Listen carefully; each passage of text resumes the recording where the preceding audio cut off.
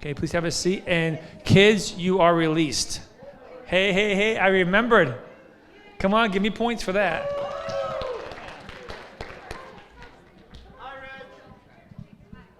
I'm telling you, nothing gets me more excited than talking about God. I mean, there is nothing better to talk about than God. When we talk about God, life is so different, right? Because God is amazing. So we're going over the names of God. Why? One of the reasons why we want to go over the names of God is because when you look at God and you see the names of God, it changes your perspective, right? It just changes your view. It just changes who you are. So the first thing we talked about, and is actually the most foundational concept of them all, and is that God is the creator, right? So we got some pictures here. That's not a background. That's actually a galaxy. This is a nebula. And so if we don't move from this one, if you look at these red little stars coming out of here, where is it? Way at stars coming out of here, the top up there. They believe there's a red star over this way. And inside the nebula, see how it's brighter in that nebula at the very top? They believe there's actually a star being birthed in there at this point, at this time, right? Well, actually, it's not at this time because we won't get into light. Okay, so, light travels, and what you see in front of you is not actually instantaneous. It's just almost instantaneous. So this is a nebula. This is bigger than our galaxy. So when you look at the sky at nighttime when it's really dark and you see that really dark, that really dense bunch of clouds called the Milky Way, that's actually our galaxy is kind of flat with a big round in the middle, and you're seeing that big flat all the way around. That's what you're seeing. And we have a whole bunch of stars, I can't remember. This is actually bigger than that, right? Oh, I learned one cool fact the other day. There is a place in space where there's more water than there is on Earth. It's floating, it's frozen, and there's a big ball of water floating in space. It is 14 years big, light years big. It has 17 times more water than Earth does. And it's just floating around on Earth. I'm just floating around in space. Just floating around. We don't know why. Okay, next picture. So this is actually a leftover from a supernova.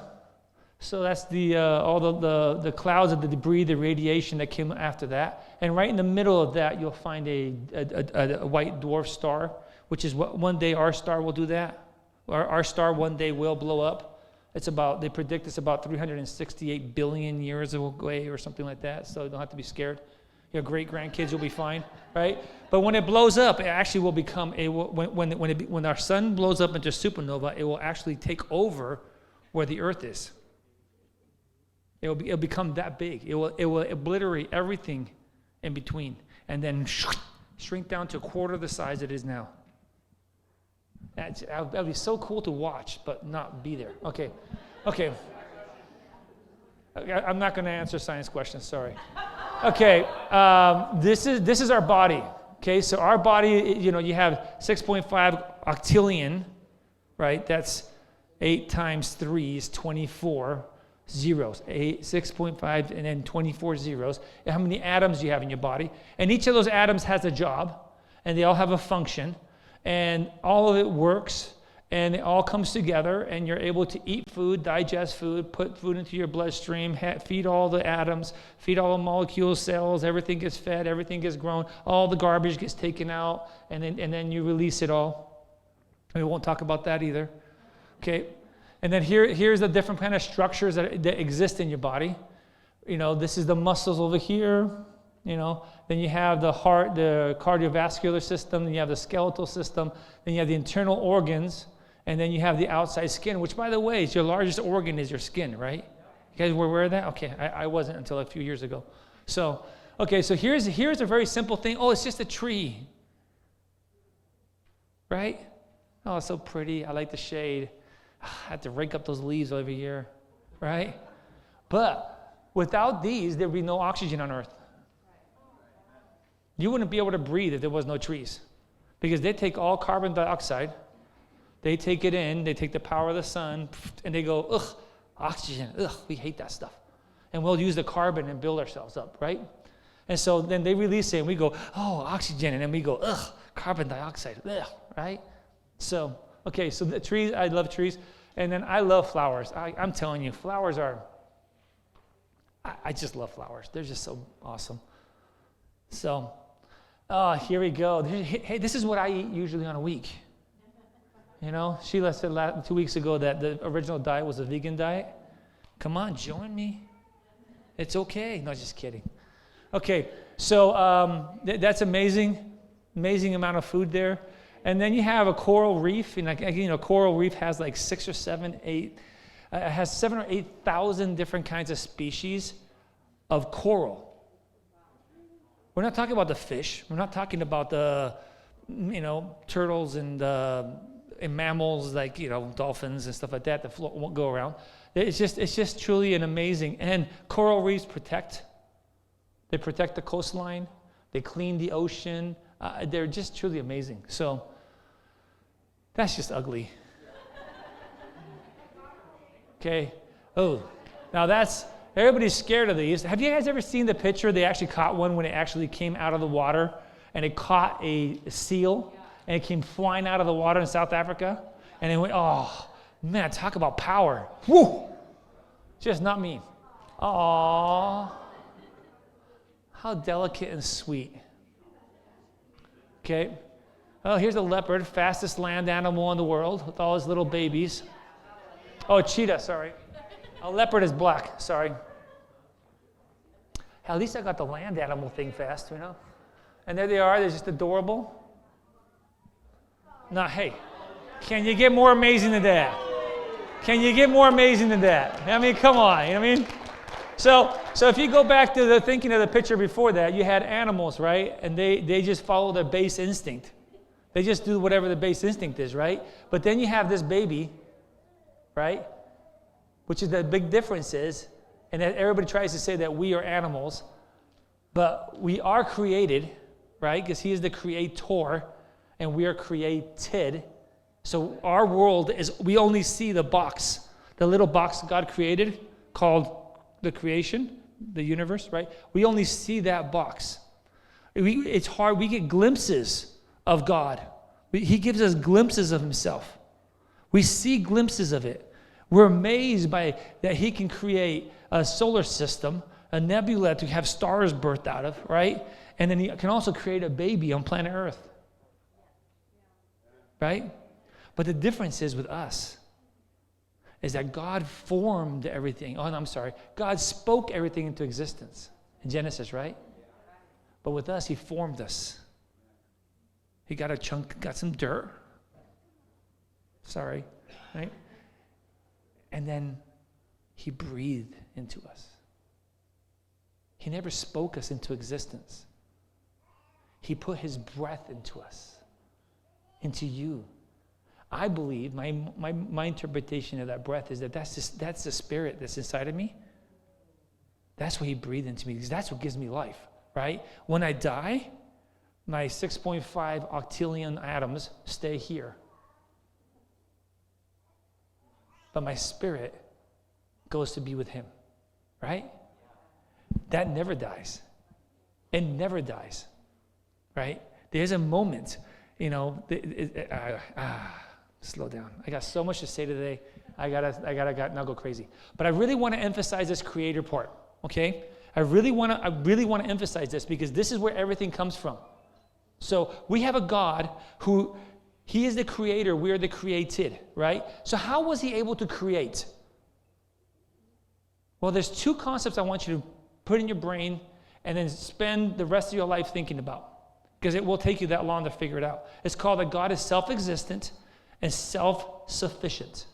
He exists because he exists. No one made him. No one created God. He is dependent on nobody. I am dependent on food. I'm dependent on your love, on your affection of the people around me. Without that, people die. I mean, they've shown that, right? Babies that got no affection wither. Right? I need all these things. Without those things, I can never survive. God needs nothing. Nothing. to exist. He doesn't even need you. He doesn't need me. He doesn't need me to praise him. It doesn't hurt him if I even cuss him out. It won't change it. He still exists, right? Not only that, he can create anything from himself, by himself. He creates everything from himself. And my theory is, and I think there's some scriptural basis of this, but there's not a lot, so I'll leave it as my theory. All that goes back to him. So when you pray for somebody, right, and they get healed, and the power of God comes out, and they get healed, that power, first of all, was never yours, and then it goes back to him. Okay, that's a little bit of a theory, okay? So I'm not saying that's actually gospel, but the gospel is he has it all. He's worthy of it all. He's worthy of it all. Come on, help me sing, guys. All things. To you all things. You deserve the glory. From him all things. To him all things. He deserves the glory. So everything we talk about the names of God comes from that foundation. All of it does. Okay? So some of it you're going to be like, I don't totally understand it. Yeah, you don't, because you are the created. You're not the creator. Right? Okay. So today we're going to talk about that God is our banner and that God is our warrior. So I'm going to say this, and I'll even say that it's a prophetic thing I'm going to say right now. You're in crisis. There's many of you guys in crisis right now in your life. This message is for you. The crisis that you're on, the difficulty you're facing right now, I'm not promising that you'll go away. God doesn't promise that either. But this message is for you. It's all about perspective. It's all about how you look at your crisis. It looks how you look at your problem, right? So, God is our banner, right? And the word is God is Nisi, right? I always thought, when I was younger, I always thought it said Nissan.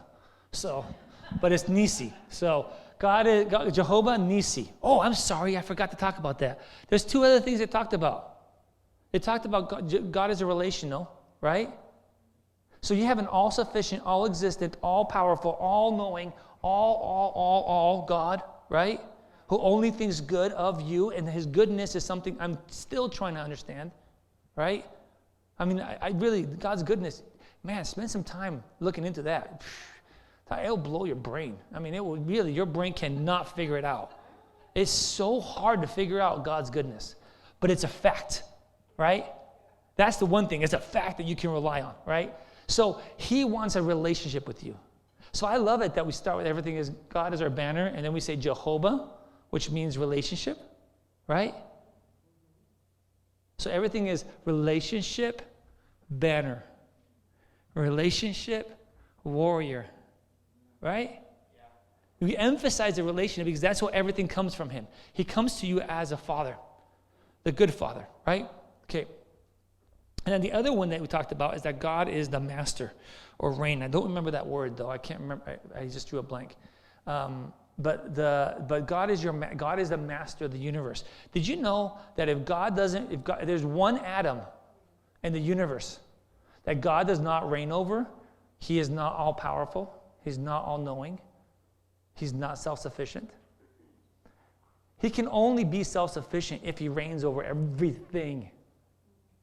That includes the crisis in your life, the struggle in your life, the thing that's blocking your way. He reigns over that too, right? And this is how he reigns over it. He reigns over it because he declares himself to be a banner. So so this is a picture you have to go back to when when you had guys with swords and things like that, right?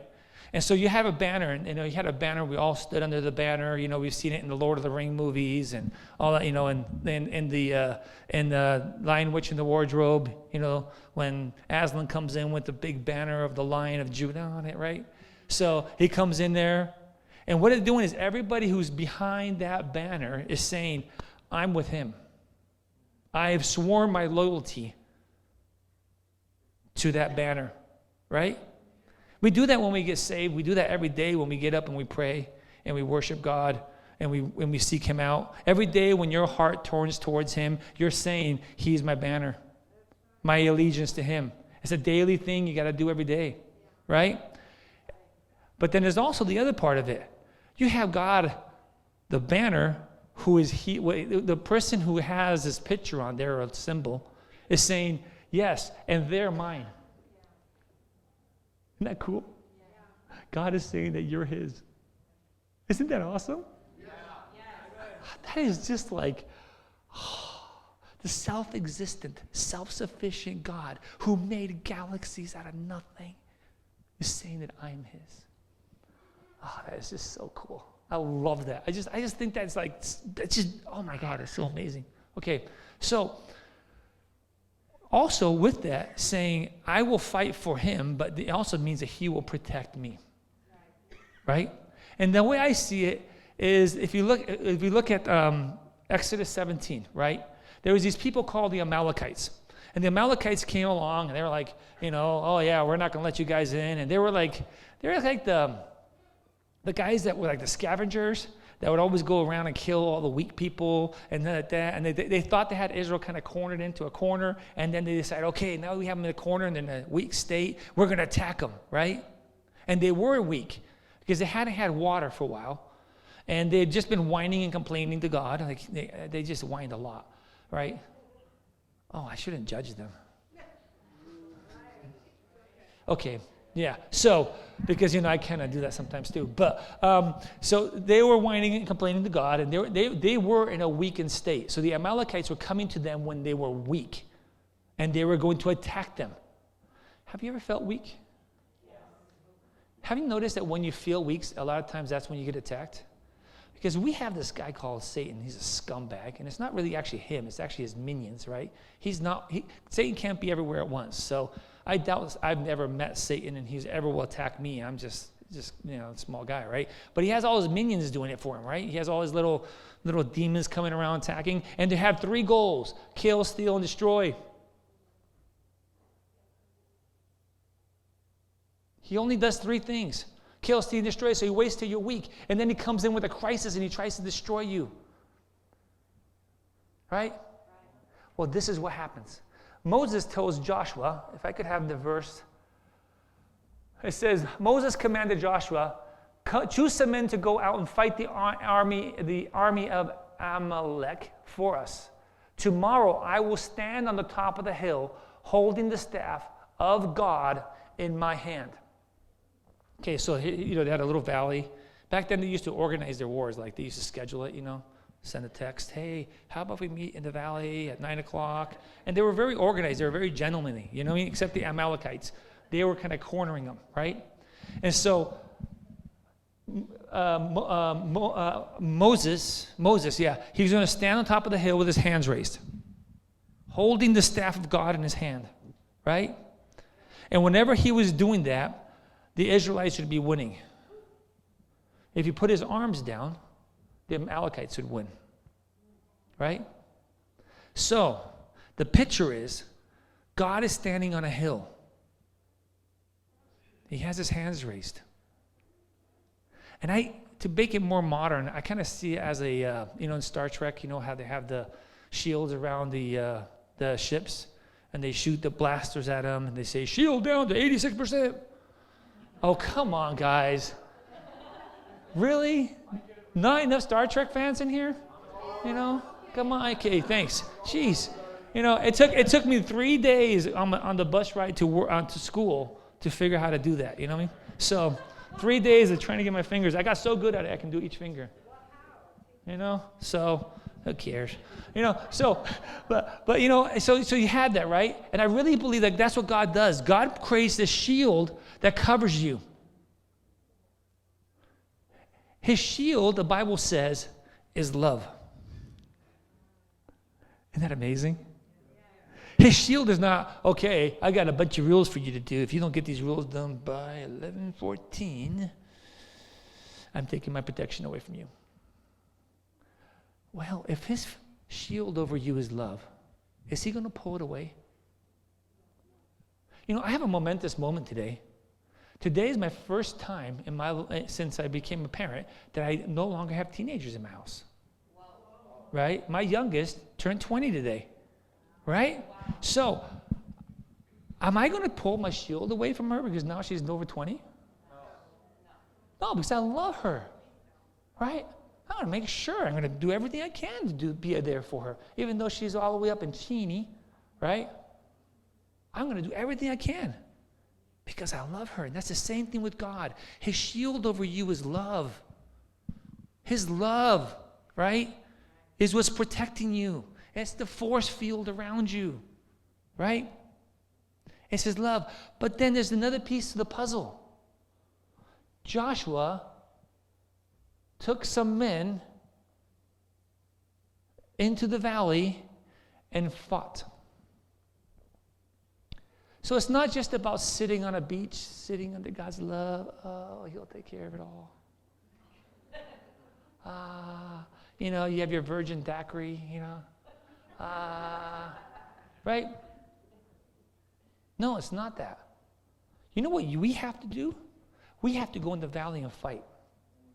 I have to go in the valley and create boundaries in relationships in my life that are unhealthy, right? One of my battles was I beat cancer, thanks to God. I beat cancer 4 years ago, 3.5, 3 3/4, somewhere in there, right? But, thanks. So what I've chosen to do is, part of my being in the valley is that I eat a lot of vegetables and fruit. I eat very little meat, right? I'm choosing to drink. This is my battle. It's not your battle. This is my battle, right? That's how I'm choosing to fight it. I'm choosing to fight it because I'm getting up in the morning. And I admitted last week that I get distracted with my phone, right? So I put my phone aside. I put worship music on instead. What a great idea.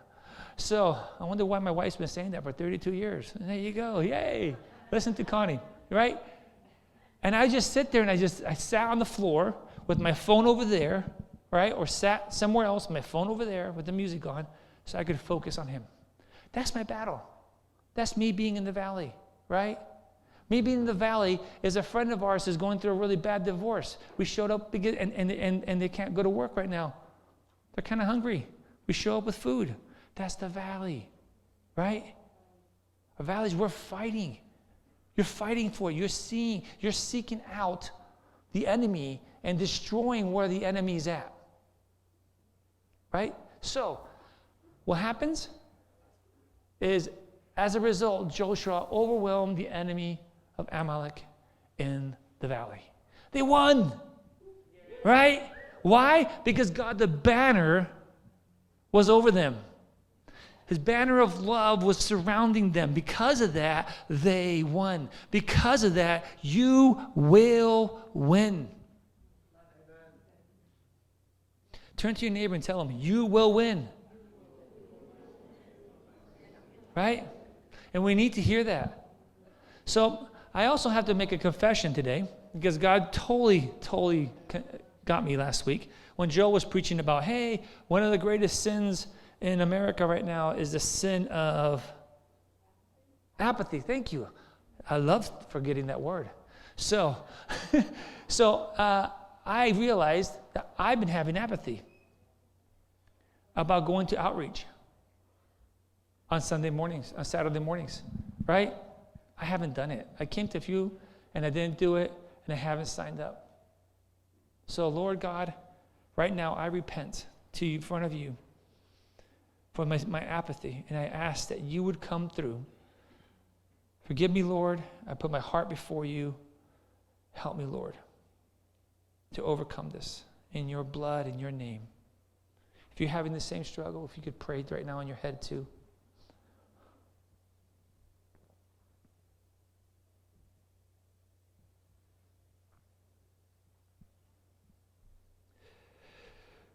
And what I'm going to do is, I was going to have you guys do this, but we have a glitch in our website. On the computer, if you go on the computer, you can sign up. But if you go on Remnant House 316, right? And where are you? Right? And then, no, that's not where I wanted. There you go. And then you go down, you go on the website, you go down to where it says Outreach and Evangelism. Later this week, please click on that and sign up for a weekend. All we're asking is for you to come once a month, right? The more people we have coming to it, the more people we can reach. Because we all have one calling we all have in common, right? And that is go make disciples. Right? And I haven't been doing great with that. So I'm going to change that. Okay? I can't be here next Saturday, though, because I'm at the men's retreat. But that's great because I only have to come one Saturday a month. Right? I don't have to feel obligated to be here every one. But yesterday, there was only 2 people here doing the outreach. Right? We can reach more people if there's more of us. Does that make sense? If we don't have all of us, we can't reach them. And then they don't get to experience God. They're going through crisis, and they don't have the banner of love covering them and protecting them. And they need it as much as I need it, right? Okay, so this is really cool because God tells you to go fight in the valley, right? And does he send you alone? Do you go alone? Does Joshua go in alone? Well, first of all, he went in with all his buddies, right? So go to Bible study Wednesday nights, okay? Go to Bible study Thursday, Friday, young adults, right? Connect with people. This week I got together and I was praying with Javier and Ishmael, and I was sharing with them, okay, I got some serious problems in my classroom right now, and I'm running out of solutions. I need God to come through for me, right? So they prayed over me. On Thursday, I went back to class, and guess what happened? Oh, I have an interesting idea. Was it my idea? No, my buddies came alongside of me. They supported me as I'm fighting my battle, right? And we overcame. I can overcome because I have a shield of love and I have my buddies. But it's even cooler than that. It's even better than that because God is a warrior, right? And the word is teshaba. Shaba? Is a T silent? Is a T silent? Saba? Teshaba? Okay. I was hoping somebody knew because I forgot to look it up. So God is our warrior. So when God tells you to go fight in the valley, guess what he does? He's the creator. He is the self-existent, self-sufficient God, right? Do you think he's limited to one place? No. So he's standing there as a shield of love over you, but he's also standing next to you as a warrior, right? Isn't that cool? So he protects me. He puts a shield around me, and then he comes and he stands next to me at the same time and fights with me. That is so awesome. That is so awesome. And a great illustration that God gave us in the Bible for this was Goliath, David and Goliath, right? Have you guys noticed? Oh, I won't say anything. Okay. David and Goliath, right? You remember the story?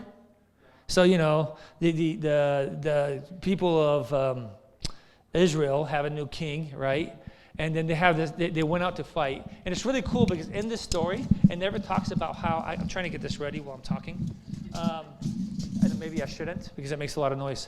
But one of the things that God happened is that when they were facing the Philistines, right, they weren't afraid.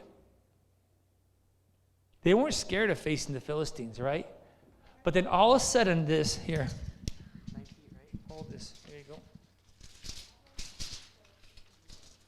9 foot, 6 inches, I think. Where is that?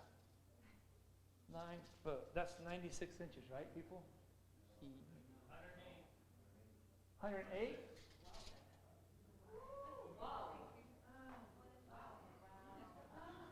There we go. Thank God I'm a 4th grade teacher. I teach my kids their math facts. A guy this big came out. That's how big he was. So, I mean, if a guy is this big that way, I think he's going to be about the same big that way, right? And if he needs this much strength to hold up all that skeleton in his body, imagine how strong the guy is, right? So, I'm going to lay him down. So he comes out, right? He also has all this armor on him. And they calculate that it's about 175 pounds worth of armor, right? Comes out with a spear and a shield. His spear was so big, it could go through anything, right? It was so made out of bronze, the strongest metal at the time, right? And it came out, and he was just big, right? And he had all this stuff. And he comes out, and he says this: I defy the enemies of Israel today. Send me a man who will fight me. Well, I don't know how else to make his voice, so I thought I'd make it fun, okay? So, and I can't go deep because I don't have a deep voice. I could go, for the army, as it sounds weird. Okay, so, but when he came out, look what happened to the Israelites and Saul, who's supposed to be their champion. He's their king. He's a foot taller than everybody else in Israel. He's supposed to be their champion. And look what happens to him. Terrified and deeply shaken. Sorry, Bonnie. Okay, she was trying to see the words. Terrified, and their champion was scared. Their champion was like 6'5", 6'6", 7 foot, somewhere there, they think, right? Saul was tall, like an NBA player, right? But then this guy shows up, way taller than any NBA player, right? And he says, I defy. What an arrogant man. You're defying God? The self-sufficient, self-existent God who created the universe by just speaking it? Shouldn't that have been their reaction? No. They got terrified. But you know what? We can't be too hard on them. Because the day I got the thing, I was told that my spleen was enlarged and, things weren't right with my body. My first reaction was, how dare you, God? I have so much more to live for. My kids are they're still teenagers. Hey, no longer teenagers, right? But they're still teenagers. They're at that stage right before they launch. This would be a terrible time for me to leave. I went up to my son's last snowball thing, and I pulled out snowballs at his last snow camp for Boy Scouts, right? And I took a little drive off myself, and I threw snowballs at trees. So angry at God. Why? Because I was terrified. I was scared. I faced this crisis. My first reaction was, ah! Just like Saul. Just like the Israelites. Right? But then here comes this little young kid, right? David. And they think at this stage he's about 14 or 15, right? Am I right? Bible people? Right? Okay. So he's about 14 or 15, so he's not fully developed, right? He wasn't really tall. He was average looking, right? And he just kind of I kind of see him as a bit of curly hair. Maybe he's like 5'5", right? Kind of skinny. He's well tanned because he spends all day out, taking care of the sheep. His hands are kind of rugged, right? He's not really the sophisticated warrior who's been fighting and practicing and doing all this stuff. No, he's out watching sheep. He's just doing a regular job, like we all do. We all have regular jobs, right? And this kid shows up, and this is what he says. What will a man get for killing a Philistine and ending his defiance of Israel? Did he go, no. How dare he defy God? Right? And he goes, who is this pagan Philistine anyways? Pagan Philistine. That he will be allowed that he is allowed Somebody has let this guy get up and say this for 40 days. For 40 days he got up and he said, and he found the people. Right? And he's saying, how dare they? How are they allowed to do that? So I'm driving out of Yakima, right? In Yakima, we switched cars with our kids, and Connie joined me. I dropped Arlie off. We did all this stuff. Because I was on my way to the hospital to get my spleen removed or something else to find out what's going on, right? And, Connie can sense my stress and anxiety. And because, she's the smartest one in the family, she's like, let's worship. Right? Let's change our perspective. That's what she was saying. I didn't hear that. I just said, oh, okay, sure. Right? Because I'm scared. I am. I'm reacting in anger, but in reality, I'm scared. And I'm driving up one of those hills. There's those 3 hills outside of Yakima. I can't remember which one right now. And we're singing that song, Raise a Hallelujah, right? Which, it's a great song. It was written for a kid who was sick. And, it has this whole spiritual heritage in it about healing and everything in it. And we get to that part where it says, and you hear the lion roar. And Connie's not just, I hear the lion roar. She's like, I hear the lion roar. She's like, her heart's into this thing. But I literally, when she was singing that, I heard a roar come out of her mouth. And at that moment, my perspective changed. At that moment, my perspective became, who is allowing this guy to defy the armies of the Lord? Who is allowing this? How dare they? Right? I knew I was going to live. I knew at that moment I wasn't going to die from that. Wow. I just knew it. I don't know. All I know is thank you, God. Because, boy, it was so great to have that. As I'm getting chemo, I feel like, and I want to throw up, and I'm like, chemo brain. Watching the grass grow, and I'm going through all this emotional stuff. I literally did. I sat there one time watching this patch of grass, see if it would grow, So, because I was so like, right? I went through all that, and guess what? I went through prayer ministries. I went into the valley, man. I did 6 prayer ministries. I did more prayer ministries. I did prayer ministries while going through chemo. I changed my diet. I got in that valley, and I was going to fight. I'm not going to sit here and be some person that gets ran over. Because you know who I have behind me?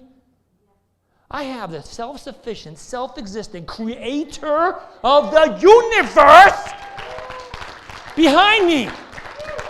Right? So no, you are not going to win. And that was David's attitude. And he's this little peak squeak against Goliath. Right? Now, some other really cool things in the story that really helps us as we fight in the valley, right? One of them is Saul goes, oh, here, yeah, okay, sure, your family doesn't have to pay taxes. Well, that would be cool. That would be awesome, right? Your family doesn't have to pay taxes. I'll give you my first daughter. You become, like my son-in-law, and my son-in-law, and you become prestigious. And he's trying to entice everybody else. When in reality, Saul should have been the one standing up and defying them, right? Saul was the man that God called to be the champion of Israel, and he wasn't doing it. So this peepsqueak shows up, right? And he says, well then, here, use my armor. David gets in this armor. The guy's like 6'5". Does his arms even stick out? You know what I mean? He's like, I can't fight with this, right? Now, I fought cancer, and God helped me. God defeated it in my life. But that's mine. That's my victory. It's not yours. You have to have your own victory, right? Sandy has her own victory because she won too, right? And I'm like, you won. But I couldn't stand on Sandy's victory. I had to stand on my own victory. I had to fight my own battle. I had to do what I had to do. I did everything I knew how to do. I did it in relationship with the Jehovah God who wants relationship with you, who rules the universe, who is self-sufficient, self-existent God. That God and me and Connie fought through this thing. And I'm telling you, I couldn't have done it without her. She's like the mass researcher. Man, that woman can research like a dream, right? And she can, I was trying to help her, and, I just got lost, right? But I'm telling you, that was my battle. It's not yours. This is my victory, not yours. You cannot wear my armor. But you know what? You don't need my armor. Because David had his own armor. He already had his own testimonies. When he was trying to convince everybody, did I put that up there? About the lions? Yeah, he had his own testimonies, right? He was telling them, he's like, David persisted because everybody's like, you peep squeak, how are you going to beat him? Look at that guy. How are you going to beat him? Right? How are you going to do that? Well, when a lion or a bear came to steal lambs from the flock, he killed them. And he had to because his brothers were at war, right? His whole family livelihood was on the line. He was in the middle of a crisis. There's something going to destroy my whole family and our livelihood. It's going to destroy it all. And what did he do? He fought. Once? No, twice. You have to keep fighting, guys. But there's a testimony there. He had something to stand on. So he goes from a lion, which I think is pretty amazing, to a bear, right? I think that's the order he put them in. Yeah. And then he goes to Goliath. Lion to a bear to Goliath. Your battles are only going to get harder, right? Because the enemy never gives up. He will always want to kill, steal, and destroy you no matter what, right? Are you guys with me on this? Are you starting to fall asleep a little? No. Okay, because I can do a little jig, wake you up. Just kidding. Okay, so when you have a lion and a bear, and now he's going to fight Goliath, right? I fought over many things. I overcame God. He got rid of pornography in my life. He's gotten rid of a lot of lions and bears, but then all of a sudden this Goliath cancer came on my life, right? Why? Because he spoke to me. And I can stand on the victories that I have. But I can't rely and live in those victories. I have to go to my new victory. I have to continue to fight in the valley and continue to fight to win this new crisis that's in your life. I'm telling you, you're not going to get rid of crises. But you can always change how you look at it. Right? Okay. Hold on. I think for the first time, I got to look at my notes.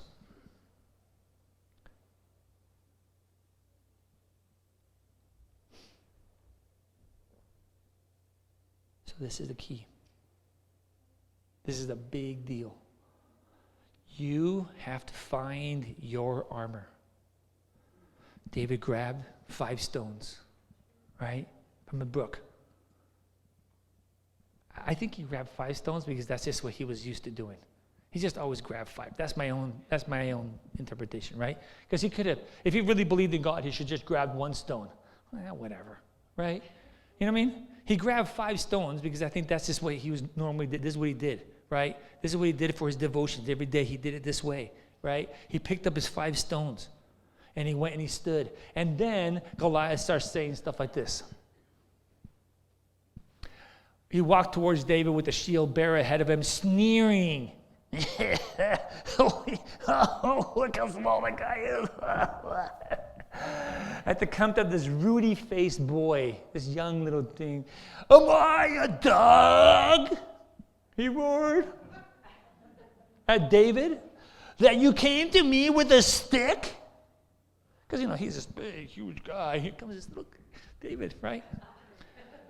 And he cursed David by the names of his gods. Come over here, and I'll give your flesh to the birds and the wild animals. I gotta kick your butt so hard. I'm gonna own you. Right? I mean, imagine some of your teenage boys raging on the video games. Okay? That's them right now. That's what Goliath is doing. You're acting like Goliath. Okay, sorry. I couldn't resist. Fortunately, my son grew out of that stage. Oh, thank God. You know, because it was hours of, wow, wow, wow, I own you. Okay, so, but then this is how David replies.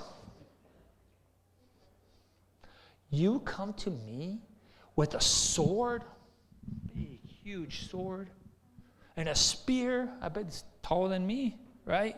Big, huge bronze thing on the end, and a javelin, but I come to you,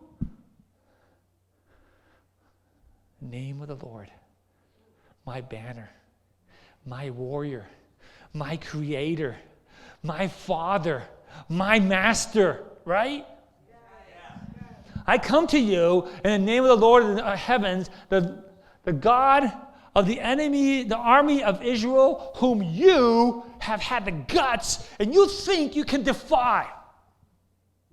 You think you can defy God? Today the Lord will conquer you. Crisis in your life. Today the Lord will conquer it. Speak to it. Tell it. Today the Lord will conquer you, and it will kill you and cut off your head. Woo!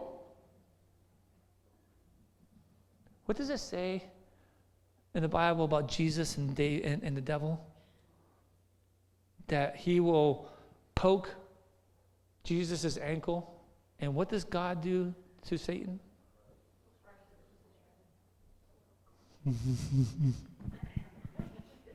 Okay. And then I will give the dead bodies of your men. Is he thinking just about Goliath? No, he's thinking about the whole Philistine army. Is he going to be able to fight the whole army by himself? No, because after he kills Goliath, all his buddies jump up. All the people who said he couldn't do it. Oh, he's so scary, right? We'll let him defy God. They saw him stand up. And they went after and they destroyed the whole army of Philistia. They hunted them down and took them all the way to their houses and killed them all. Right? So he's not, when he says this, he's saying, I'm going to be the bodies of your men to the birds and the wild animals. It actually happened. Okay? And the whole world, go back a second. And the whole world will know that there is a God in your life. There is a God in your life, and everybody needs to see it because you are going to have the victory over the crisis in your life, right? And everyone assembled here will know that the Lord rescues his people, his children. He is Jehovah, relationship, Father. He is the banner, the shield over your life, right? That is the God that will rescue his people, but not with the sword and spear. But this is the Lord's battle, and it will give you to us. And then he pulls out a little rock and a sling, 2 pieces of leather with a little patch of leather at the end, and goes. You know how silly that looks? Here is this guy, armor, sword, right?